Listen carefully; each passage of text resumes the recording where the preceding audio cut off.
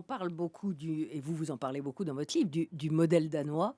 Qu'est-ce que ça veut dire le modèle danois de flexibilité et de sécurité, alors que leurs priorités sont totalement inversées par rapport à nous? Ils encouragent le travail à domicile et le travail de chez eux.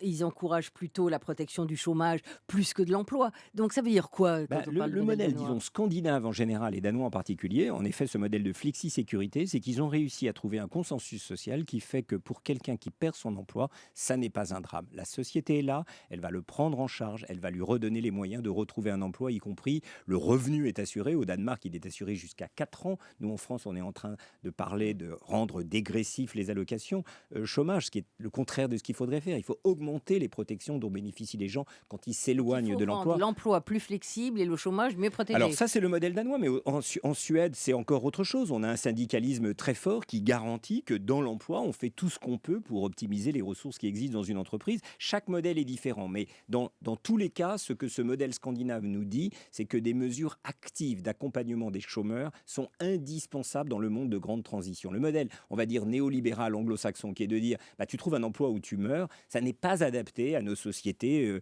social-démocrates en France, ou dans les pays scandinaves. Donc il y a un point extrême, en effet, c'est le modèle Danemark, c'est un peu comme les intermittents du spectacle, on a le droit de vous licencier, mais on vous accompagne très longtemps. Il y a le modèle suédois, dans lequel il est plus inclusif, le syndicalisme est plus fort. La France doit trouver sa place entre ces deux modèles.